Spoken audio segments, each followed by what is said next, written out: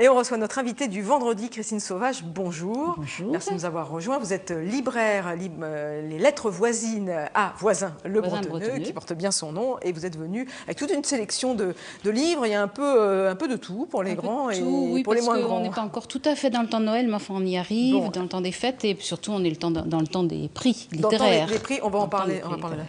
Alors, on va commencer avec le livre de Julie Otsuka. Certaines n'avaient jamais vu la mer. C'est historique. Alors c'est historique, effectivement. Bon, moi j'étais ravie parce que elle a eu le prix Femina. Prix Femina, on commence par les prix. C'était pas forcément retenu depuis quelques semaines. On n'avait pas vraiment donné son nom en premier.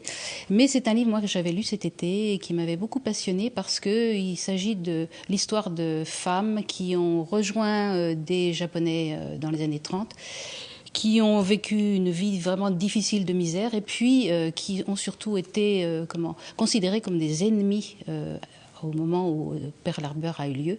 Et là où on leur a retiré le peu qu'elles avaient, on leur a tout retiré. Et ça a été vraiment une population complètement oubliée, effacée du monde. Et on retrouve donc ces femmes qui ont vécu un enfer réellement à cette période-là. C'est historique parce que c'est une histoire. C'est historique, vraie, mais c'est un roman. Mais c'est un roman, voilà. Mais donc on le lit très facilement. C'est un roman assez court, mais qui nous donne une vision qu'on ne connaissait pas du tout, donc de cette population limitée, mais quand même qui a vécu quelque chose de très difficile. Et une jolie couverture aussi, je ne gâte rien, prix Femina, chez étranger. Phébus, un éditeur qu'on aime bien. Donc voilà. Julie Otsuka, certaines n'avaient jamais vu la mer. Voilà.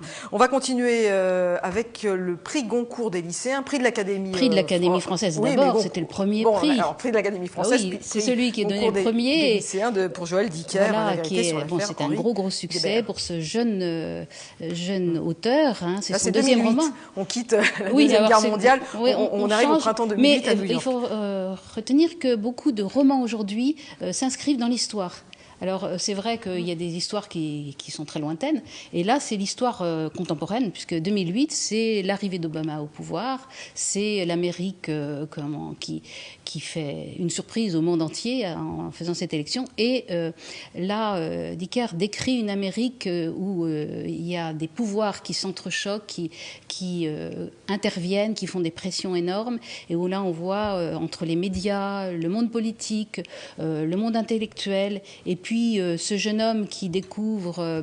Marcus Goldman. Oui, Marcus, qui découvre que l'on accuse son mentor, celui qui le révérait d'un horrible crime, et qui va croire dur comme fer à l'innocence de cet homme, et qui va faire tout ce qu'il peut au risque de sa vie. Et voilà. Mais c'est un roman d'aventure en même temps, un thriller, et en même temps une critique ou un regard sur la société américaine d'aujourd'hui. Et c'est passionnant. Et alors ce qui est intéressant, c'est qu'il a à la fois eu le Grand Prix de l'Académie française, et le concours des aînés, et puis le concours des lycéens, là c'est les jeunes. Donc, alors je voulais vous le dire, ce qui est extraordinaire, c'est qu'il s'adresse effectivement, on peut le faire lire à des jeunes, à ados, plutôt grands ados, mais aussi à vraiment tout un public, que ce soit homme, femme, je veux dire, c'est effectivement un roman grand public au bon sens du terme.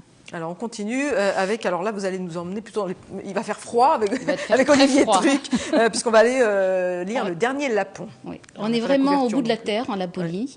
Bon, c'est un policier. C'est un policier étonnant parce que se mêlent le froid, la rancœur, la haine, les tensions entre communautés, puisque il y a les Lapons qui sont le peuple indigène, et puis il y a ceux qui sont venus les évangéliser, qui ont un certain mépris pour ces sauvages et qui de tout temps les ont méprisés. Et il y a des meurtres extraordinaires qui concernent des éleveurs de rennes, et on est dans un pays, on est transporté dans un autre pays, dans un autre monde. Nous sommes au pays du Père Noël, mais il se passe des choses. Oui, mais il se passe des choses. Les reines, là, pas des choses pour les enfants. On continue avec on peut dire un polar aussi, c'est le Cercle de Bernard Minier qui avait fait l'auteur de Glacé. Voilà, très bon auteur, donc Bernard Minier. Moi, j'avais découvert, tout le monde l'a découvert avec Glacé. Oui, ça a très bien fonctionné. Il nous emmenait dans les Pyrénées. Là aussi, c'était le froid. Hein. Et là, c'est un peu moins froid parce on se rapproche. Marsac, c'est plutôt du côté de Toulouse, Perpignan. Donc, mais on retrouve ces personnages récurrents avec un commissaire qui va affronter un ancien juge de tribunal, et c'est machiavélique. Voilà. Mais on ne le lâche pas. Et alors, c'est vrai. Il est épais, mais voilà, oui, on ne le lâche pas. Non, non, le problème, c'est qu'on termine la nuit avec. Voilà. Donc votre nuit avec Bernard Minier, donc le Cercle, l'auteur de Glacé. On va continuer avec un tout autre chose, c'est le petit théâtre. Ça, c'est mignon comme tout. Le petit théâtre de Rebecca d'Outremer. Alors, non seulement c'est mignon, mais c'est un prodige au niveau technique, parce que en fait, c'est tout un théâtre. On peut l'effeuiller et apparaissent tous les personnages de Rebecca d'Outremer. C'est extraordinaire, avec des découpes très très précieuses et un petit récit qui intègre tous les personnages de cette illustratrice que tout le monde maintenant commence à connaître. Et c'est vraiment extraordinaire du point de vue technique. C'est un beau livre. En fait, c'est un livre d'art. C'est un livre pas vraiment pour les enfants, c'est à montrer. Mais c'est fragile, je suis en train de tourner les pages, à raconter, mais bon, c'est vraiment, ça a un certain prix, ce qui est normal, mais c'est une facture, c'est un livre d'art en fait, c'est un très beau livre. Voilà. Et non seulement... Et on voit la fragilité complètement. Des petites pièces qui sont mais c'est vraiment un exploit technique. Ouais. Au niveau des découpes, au niveau de la mise en page, voilà. Et c'est un livre qui plaira aussi bien aux adultes qu'aux enfants, peut-être à pas mettre directement dans les mains des tout petits. Oui, parce qu'ils vont peut-être. Il est fragile. Oui, il est fragile. Oui, oui. Mais c'est vraiment un beau livre à offrir aussi. Pour aller dans l'univers de Rebecca d'Outremer. Voilà. Côté très poétique de cet auteur. On va continuer avec, je vais dire, un classique, Peau d'âne. Oui, Koschka, Peau d'âne. Mais là, on a une Charlotte Gasteau qui nous fait une illustratrice qui nous fait des dessins et des couleurs et des mises en page extraordinaires.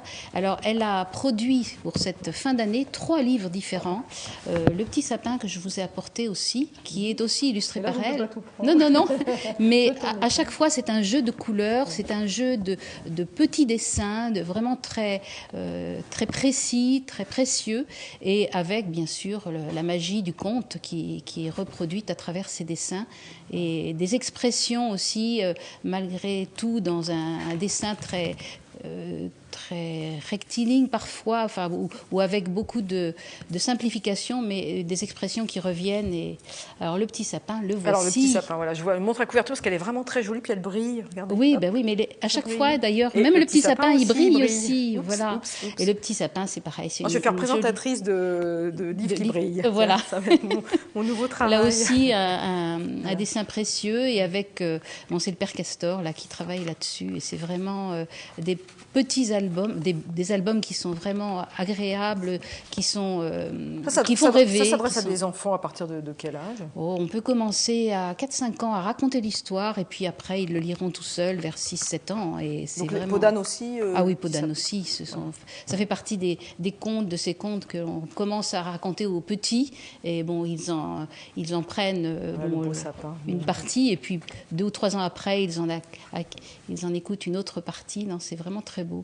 Alors, elle avait fait un autre livre que je n'ai pas apporté pour la bonne raison qu'il est épuisé. Il est sorti au mois d'octobre, il est épuisé. Ça s'appelle Le Lac des Cygnes. Et là aussi, c'était splendide. Alors, tout en or. Mais là, vous ne le verrez pas parce qu'il est... Tout en or? Oui, doré. Doré, oui, d'accord, parce que tout en or... Doré. Mais alors, là, il est vraiment épuisé. Il a tenu 3 semaines.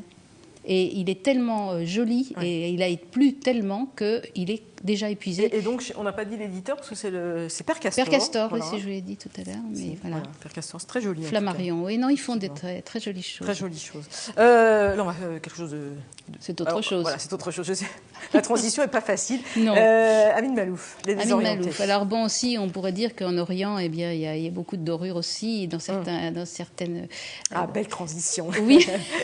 Mais là, Amin Malouf, un grand de la littérature française, mais qui nous invite à un retour 25 ans après dans son pays, ce pays qu'il aime, dont il a la nostalgie. Et Les Désorientés, ce sont des amis qui se retrouvent autour du décès d'Alain des leurs, 25 ans après, et qui redécouvrent le parcours de chacun. Et ils se retrouvent, mais chacun a vécu plusieurs vies, ou en exil, en France, aux États-Unis. Certains sont restés sur place, certains se sont commis dans les combats, dans les guerres sont venus de se fracasser un peu le Liban, et où ils ont la nostalgie de cette vie où ils vivaient ensemble, et tous différents, mais tous dans un pays qu'ils aimaient. Oui. Donc Amin Maalouf, Les Désorientés chez Grasset. Ça vous plaît, ce livre? Ah, c'est magnifique. Non, on sent de l'émotion quand vous en parlez. Ah oui, parce que on sent l'émotion. L'émotion, elle vient d'Amin Maalouf. Ouais, c'est un auteur vraiment qui vous transmet à travers son écriture tout ce qu'il ressent. Et ce sont des personnages très attachants, très différents, mais très attachants. Voilà. Merci pour cette sélection de livres. Comment se passent les ventes de Joël Dicker? C'est parti. Ça explose. Ça explose, mais en même temps, c'était déjà... livre et un prix, tout de suite, vous le sentez en tant que... Oui. Et puis, nous connaissions le livre, mais bon, on a beau quand même... essayer de diriger la lecture de nos clients, des gens qui viennent nous voir. Ils écoutent, on donne vraiment beaucoup de conseils. Mais c'est vrai que les prix, inévitablement... Alors, l'Académie française, c'est pas si évident que ça, parce que certaines années, c'est des prix qui sont plus difficiles, des auteurs plus difficilement accessibles. Là, c'est vraiment un grand public, et en même temps, le prix Goncourt des lycéens, on sait très bien qu'il y a une exigence et d'écriture et de contenu, et là, tout le monde vient voir ce qui est ce jeune auteur. En plus, c'est une découverte. Une vraie découverte. Une vraie découverte. Donc, c'est quand même extraordinaire. Merci beaucoup d'être venu sur ce plateau pour nous donner des conseils de lecture. Vous viendrez peut-être nous voir avant Noël? Peut-être. Il y a des très beaux livres pour les fêtes. Oui, il y a des choses magnifiques. Toujours des très beaux idées cadeaux. Merci beaucoup, Christine Sauvage.